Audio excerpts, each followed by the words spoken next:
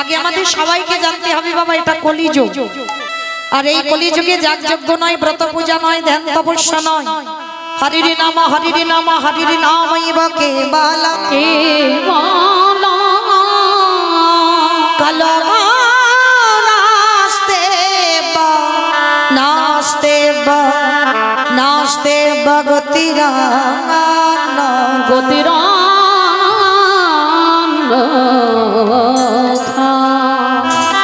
কলির মানুষের হরিনাম ছাড়া কোনো গতি নাই, কোনো গতি নাই, কোনো গতি নাই। যে যাই করি না কেন বাবা, যত সিরিয়াল দেখি, যত সিনেমা দেখি, যে যাই করি না কেন, বার ব্রত ধ্যান তপস্যা যোগ্য কিছু নয়। কলিযুগে একমাত্র পারাপারের সম্বল হলো এই হরিনাম সংকীর্তন। যদি বলেন বাবা এটা মৌমিতা বলছে, মৌমিতার কথা শুনবেন না, আমার কথা শুনতে হবে না বাবা, একটু বাস্তবে মিলিয়ে নেন। এই যে যাদের যাদের আগলে বসে আছো না, ছেলে আমারে, মেয়ে আমারে, জায়গায় আমারে, জমি আমারে, বৈভব আমার, বিষয় আমার, সব আমার আমার বলে আগলে বসে আছো, ভজন সাধন হয় না, সারাদিন চলে যায়, দিনান্তে একবারও আমরা কৃষ্ণ বলে কাঁদতে পারি না। সারাদিন চলে যায়, শুধু আমার আমার করে মেতে রয়েছে। এ ঘর আমার, এ জায়গায় আমার, এ বাড়ি আমার, সব আমার। কিন্তু মনে রেখো মা, একবারে যদি বাঁশি বেজে যায়, পড়ে থাকবে সরকারি খামার, কেউ কারোর নয়। এসেছো একা, তুমি যাবে একা, শুধু তোমার কর্মটুকু সঙ্গে যাবে। তুমি সারা জীবনে কি কি করেছো, কবার হরিবাসরে গিয়ে নয়ন জলে বুক ভাসিয়েছো, কবার ভাগবত আসরে গেছো, কবার একাদশীর ব্রত পালন করেছো, কতবার ভক্তি চন্দন তুলসী তার চরণে দিয়েছো, কতবার সাধু সঙ্গ করেছো, কতবার বৈষ্ণব চরণ ধরেছো, কতবার ভক্ত সঙ্গ করেছো। শুধু এই কর্মগুলো সঙ্গে যাবে, আর কিছু তোমার সঙ্গে যাবে না। তবে না বাবা, আর একটা জিনিস তোমার সঙ্গে হবে। কে হবে জানো? ওই যে শেষের দিনে বাবা, যে যত বড় লোক হোক আর যে যত গরিব হোক, শেষের দিনে দুটো জিনিস ভাড়া করতে হবে, একটা খোল আর একটা করতাল। আর বাজাতে বাজাতে যাই না, বলো হরি হরি বল, বলো হরি হরি বল। এই জায়গাটা একটু বিচার করে দেখেন বাবা, ঠাকুর বিসর্জনে যাই, বড় বড় ডিজে বক্স বাজে, তাহলে আমাদের দেহ যেদিন বিসর্জন হবে, একটা ডিজে বক্স বাজালে কি হতো না? নিশ্চয়ই হতো। তাহলে হচ্ছে না কেন?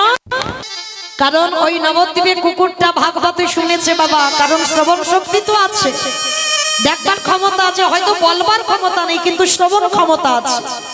তো শুনে রেখেছে বাবা, একাদশীতে অন্ন পাওয়া পাপ, পাপ ভক্ষণ করা হয় অন্ন সেবা করলে।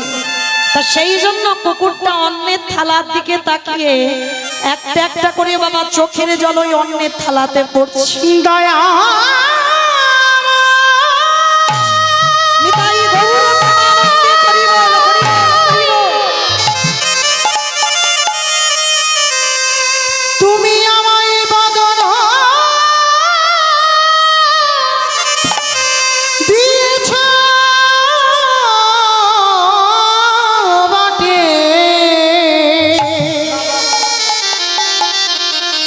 কিন্তু বলার মতো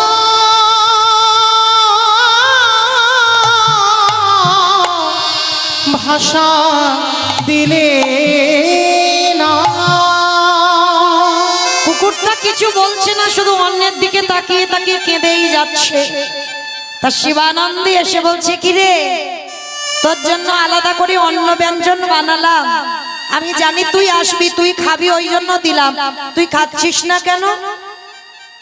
কুকুরটা কিছু বলতে পারছে না, ভাষা তো নেই, শুধু যেন বোঝাতে চাইছে যে আজকের আমি অন্নটা পাবো না।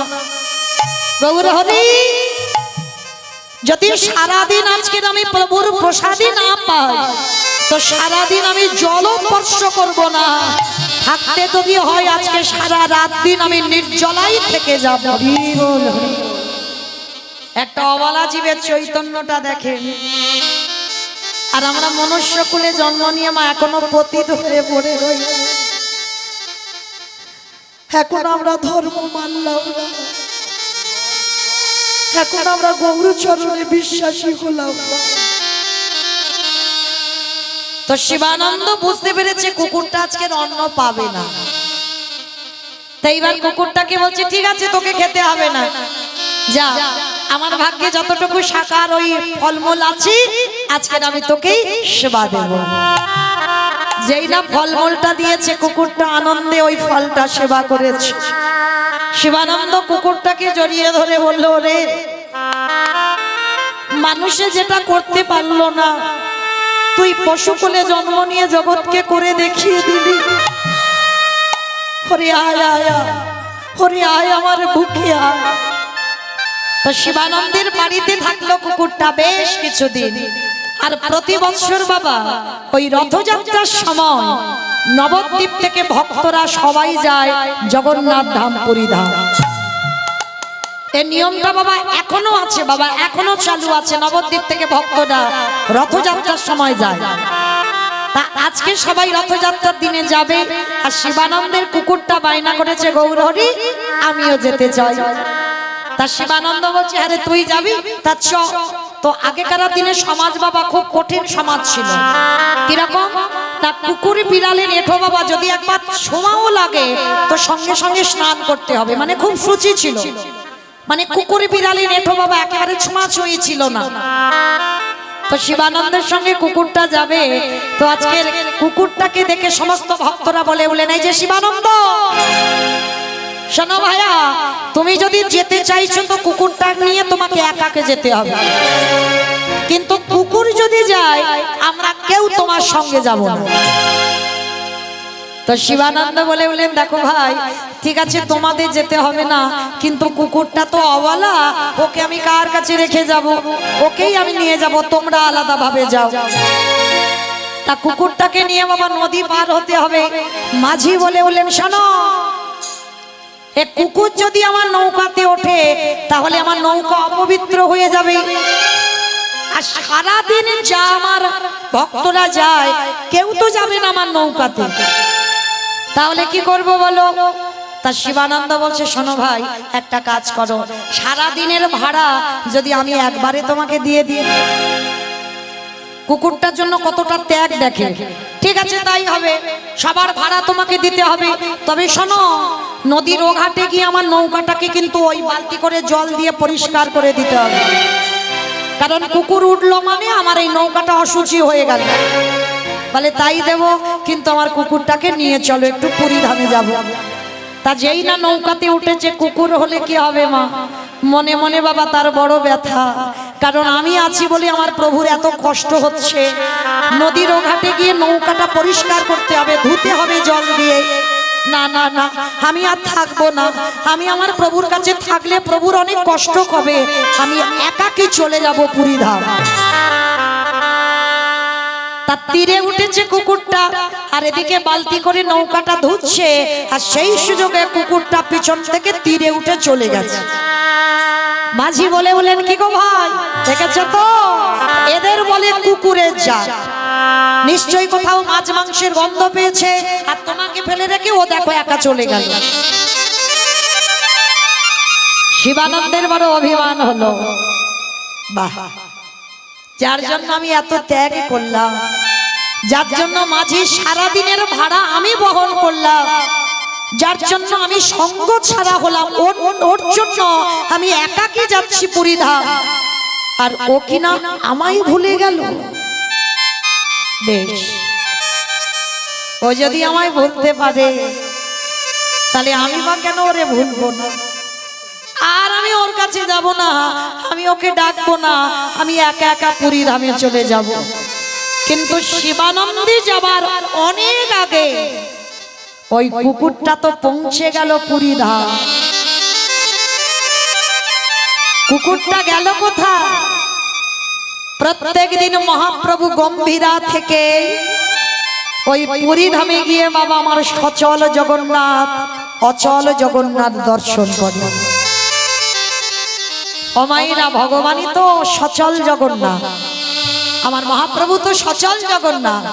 আর সচল জগন্নাথ দেখবেন মা, জগন্নাথ দেখবার আগে একটা জিনিস দর্শন করতে হয়, জগন্নাথের সোজাসুজি আছে যেটা হলো গরুর ধ্বস্তম্ভ দিয়ে দেখবেন বাবা লম্বা মতো একটা খুঁটি দাঁড় করানো আছে, ওটা হলো গরুর ধ্বস্তম্ভ।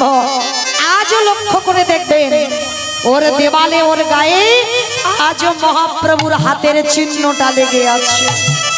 প্রতিদিন আমার চৈতন্য মহাপ্রভু ওই গরুরধ্ব স্তম্ভতে হাত দিয়ে আড়াল থেকে আমার সচল জগন্নাথ অচল জগন্নাথকে দেখে প্রেমাশ্রু বিগলিত।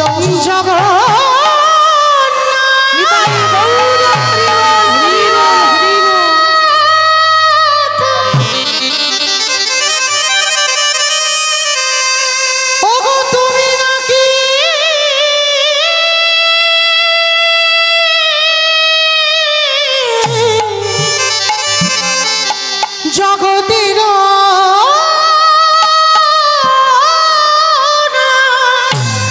এবার আমায় কৃপা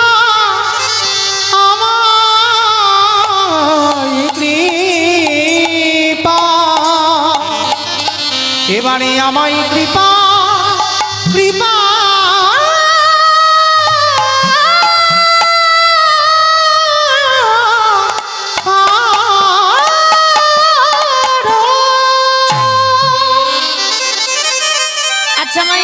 এই জায়গাটা একটু বিচার করে দেখেছে, মহাপ্রভু তো নিজেই কৃষ্ণ, তাহলে নিজে কৃষ্ণ হয়ে কেন কৃষ্ণ বলে কাঁদে? নিজে ভগবান, নিজে কেন ভগবানের জন্য কাঁদবে? এমনি এমনি ন,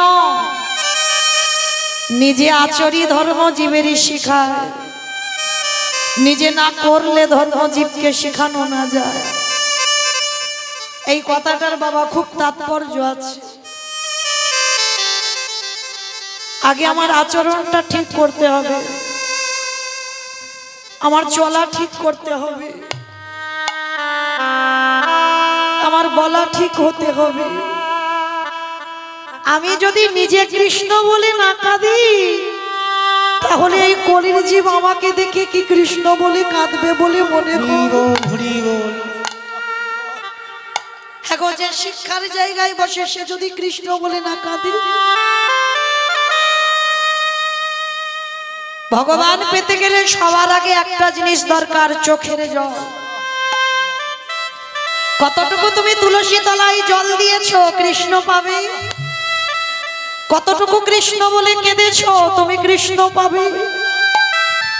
কৃষ্ণ বলে যত কাঁদতে পারবে তত আমার কৃষ্ণ তাড়াতাড়ি তোমার ঘরে এসে দাঁড়াবে।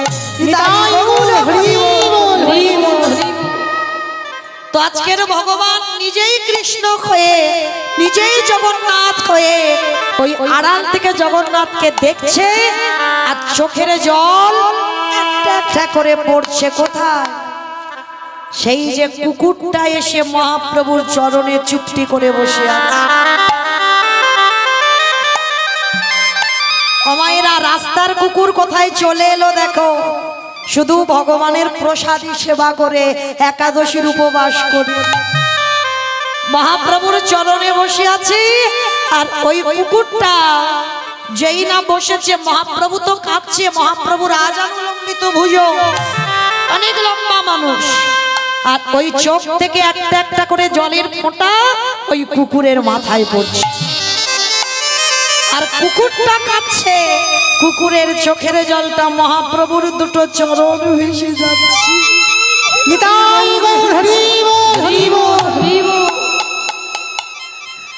যখনই মহাপ্রভুর চরণে জলটা পড়েছে, ছোট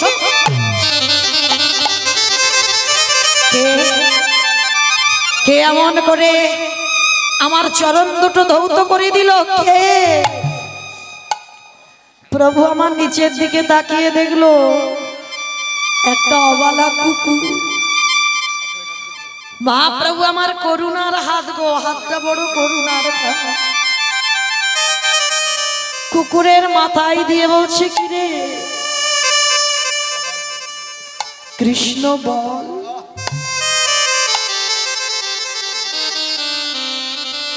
একবার কৃষ্ণ বল, একবার কৃষ্ণ গো।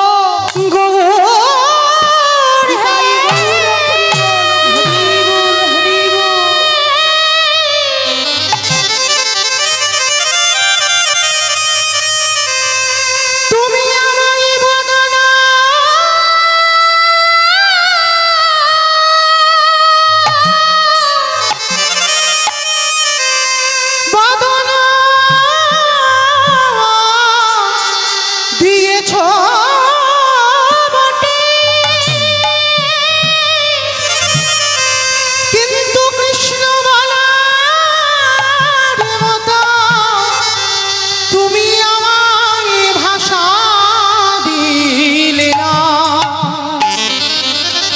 আমি কেমন করে, আমি কেমন করে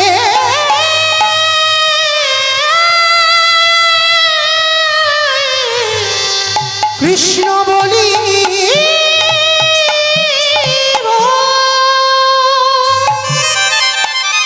পরশমণি পাথরের নাম শুনেছেন? লোহাতে ঠেকালে মা পরশমণি পাথর নাকি লোহা সোনা হয়ে যায়।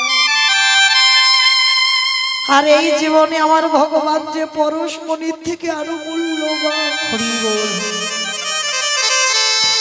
একবার যদি ভক্তের হৃদয়ে পরশ করে, তার হৃদয়ে সোনায় পরিণত। ও যে ভাগিতে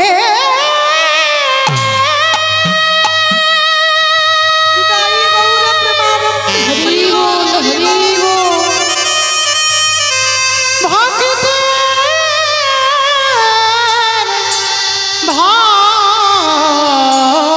ভগবান,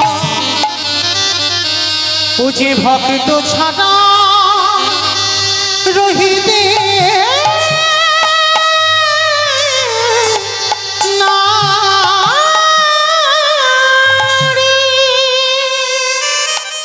যেই না বারে বারে প্রভু আমার করুণার হাতটা দিয়ে বলছে কৃষ্ণ বল, কৃষ্ণ বল, কৃষ্ণ বল, ওই অবলা জীব কি বলে উঠলো যেন গৌরহরি। দয়াল আবার যদি আমি আসি ফিরে,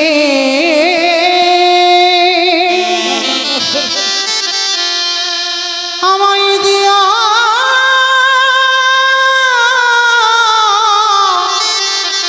মানব জনম। আস্তে একটা কথা বুঝে রাখেন মা, 84 লক্ষ জনই ভ্রমণ করতে হবে, 80 লক্ষ জনই আমাদের হয়ে গেছে, 4 লক্ষ বার মানব জনম হতে হতে পারে মা এই জনমটা হয়তো শেষ, আর এই জনমের পরেই হয়তো আমরা চলে যেতে পারবো ভগবত ধামে। তাহলে এমন কেউ কর্ম করব না যেন বাবা আবার আমাকে 80 লক্ষ জনিতে ফিরে যেতে হয়।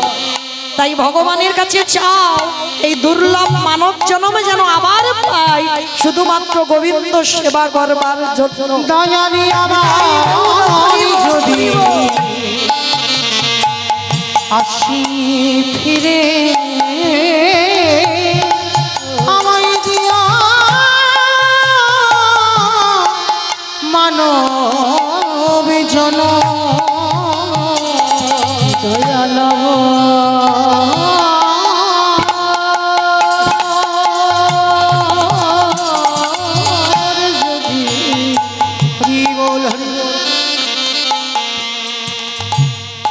আসি ফিরে,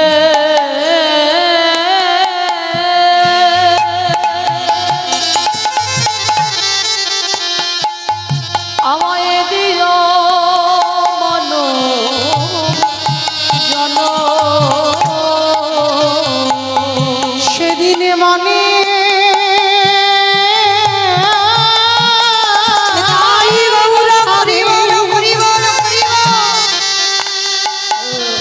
আমি ভজব তোমার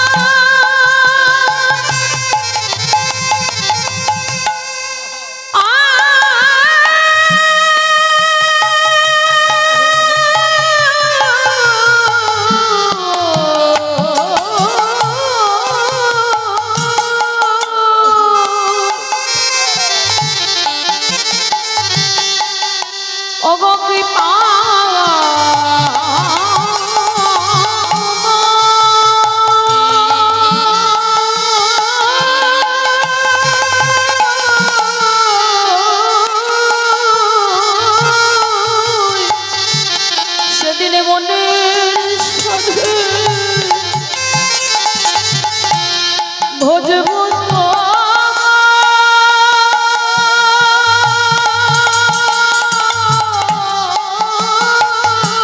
হরি বল হরি বল।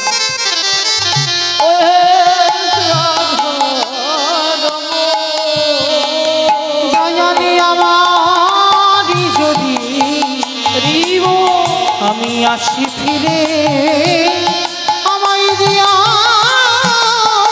মানব জন দয়াল আমার তাই গৌর প্রেমানন্দে হরি বল হরি বল হরি বল আমায় দিও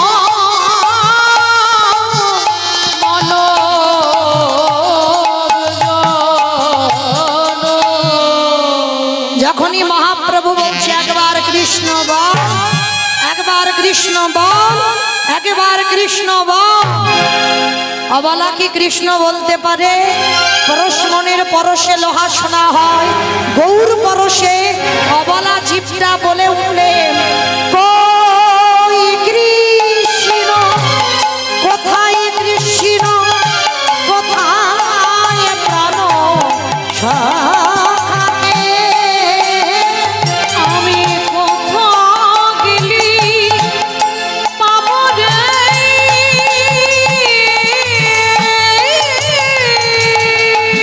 দেখো আমার প্রাণের সখারে কৃষ্ণ কৃষ্ণ কৃষ্ণ কৃষ্ণ কৃষ্ণ কৃষ্ণ কৃষ্ণ রে কৃষ্ণ কৃষ্ণ কৃষ্ণ কৃষ্ণ কৃষ্ণ দেখা দে দেখা রে দেখা দি দেখা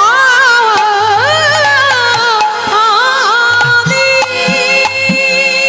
শিবানন্দ এসে দর্শন করলো, বাবা কুকুরটা কৃষ্ণ বলতে বলতে চলে যাচ্ছে। শিবানন্দ দর্শন করে বলে বললেন গৌর হরি, ওই তো ওটা তো আমার বাড়ির সেই কুকুর, ও তো আমাকে নদীর ঘাটে একাকে ফেলে চলে এলো। গৌর হরি, কুকুরে কৃষ্ণ বলছে, কি করে বলতে পারলো? মহাপ্রভু বললেন শিবানন্দ, ও কুকুর করে জন্ম নিয়েছিল ঠিক কথা, ভেবেছ ও তোমার বাড়িতে প্রতিনিয়ত প্রসাদী সেবা করেছে, দেখেছ একাদশী তিথিতে অন্ন দিতে গেলে অন্ন পেল না। তাহলে কুকুর কুলে জন্ম নিয়ে যার চরিত্রটা ভগবত পদে সর্বদাই থাকে, তাকে কি করে আর আমি কুকুর কুলে রাখতে পারি? তাই তো আমি কৃপা করে ওকে বৈকুণ্ঠে পাঠিয়ে দিলাম। নিতাই গৌর প্রেমানন্দে হরি বল, হরি বল। শিবানন্দ আছার খেয়ে বললেন মহাপ্রভুর চরণে, হে দয়াময়, তোমার মতো করুণা সিন্ধু ভগবান, তোমার মতো দীনতার প্রতিমূর্তি, তোমার মতো দিনের দয়াল আর কোনো দিন কোনো যুগেই হয়নি, হবার নয়। তোমার মতো পতিতি পাবন, আমাদের মতো পতিতিদের তুমি পশু পাখি এটাও বিচার করো না, সবাইকে প্রেম দিয়ে উদ্ধার করে দাও। মহাপ্রভু বললেন শিবানন্দ, যে আমারে চাই তারই আমি চাই, যে আমারে না চাই তারই আমি না চাই।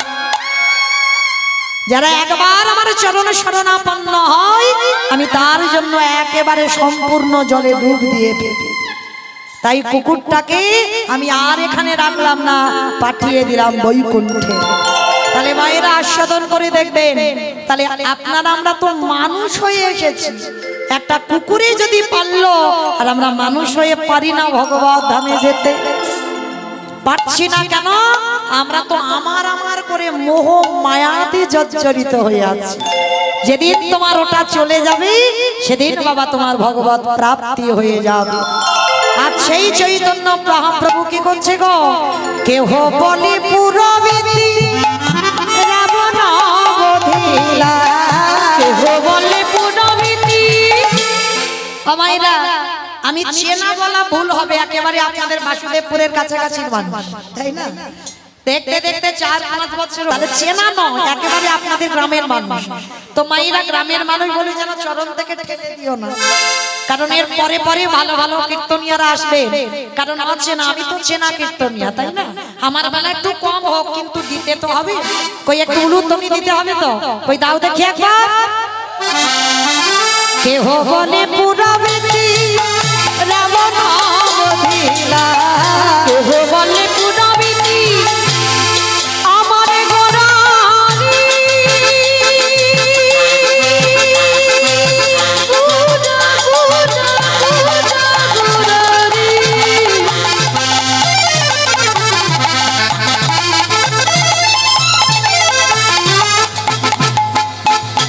আমার গোরা গোরারি পুরা,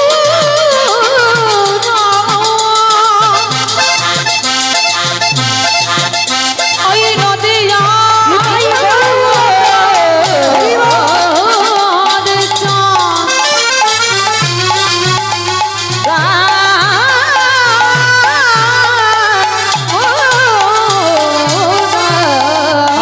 কেহ বাণী পুরাবিতি রাবণ বুধিলা, আজি গোলকে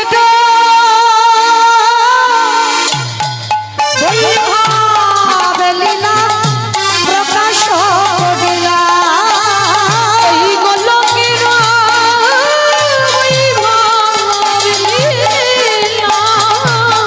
প্রকাশ করিলা, এই গোলকের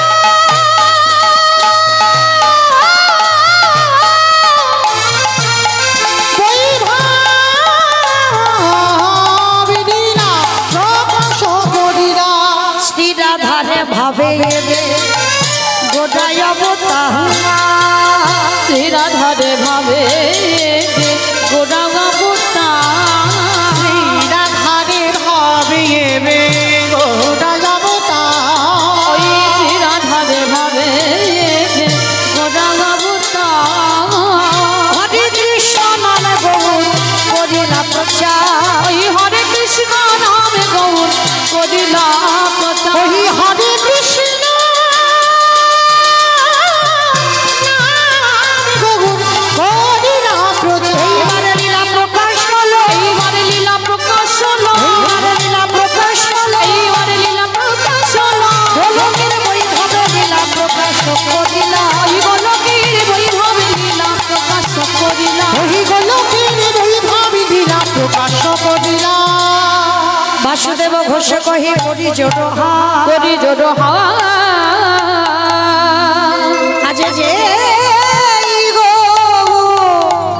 সেই কৃষ্ণ সেই তো জগন্নাথ, অবশ্যই তো জগন্নাথ। বাসুদেব ঘোষে কহে এইবার লীলা প্রকাশে হলো, বাসুদেব ঘোষে কহে এইবার লীলা প্রকাশ হলো, বাসুদেব ঘোষে কহে এইবার লীলা প্রকাশ হলো, এইবার লীলার প্রকাশ হলো। ভগবাসুদেব ঘোষে কহে জানি তাই চলুন এবার আবার সদাই চলে যাব মধুমাস ধাম বৃন্দাবন ধাম। তো এতক্ষণ নবদ্বীপে রইলাম, সবাই মিলে একবার প্রেম সে বলেন তো গৌর সুন্দরী কি ধ্বনিটা হলো কি এটাও জয় বললাম, ধ্বনিটা হলো কি এটা নাকি জয়? এইটা জয় নয়, এত জোরে জয় দাও। কত দূর যাবে? এখান থেকে হরিণডাঙ্গা শোনা যাবে, দোস্তুপুর শোনা যাবে, ফতেপুর শোনা যাবে। যাবে? বাহ, মাথা যখন নেড়েছে মানে বিশ্বাসটা আছে। আচ্ছা দেখি একবার হাত দুটো তোলো তো দেখি, আমার নিতাই চাঁদ গৌর চাঁদের মতো সবাই, আমার দাদা ভাই বাবা ঠাকুর যারা যারা আছেন সবার চরণ ধরে নিবেদন। সবাই এইদিকে যারা বাবার মন্দিরে বসেছে সবার চরণ ধরে হরিবল, সবাই একসঙ্গে এইদিকে। বাহ সুন্দর, আমার ওই জায়গাটা একটু ধসে মতো যাচ্ছে। তাহলে সম্পূর্ণ অর্ধেক নয়, কিরকম ফাঁকা ফাঁকা হচ্ছে। সবাই একসঙ্গে তুলবেন কেমন? পিছনে আমার দাদা ভাই বাবা ঠাকুর যারা দাঁড়িয়ে আছে চরণ ধরে নিবেদন, সবাই দিকে তোলেন, একসঙ্গে বলবেন গৌর সুন্দরী কি, নবদ্বীপ ধাম কি।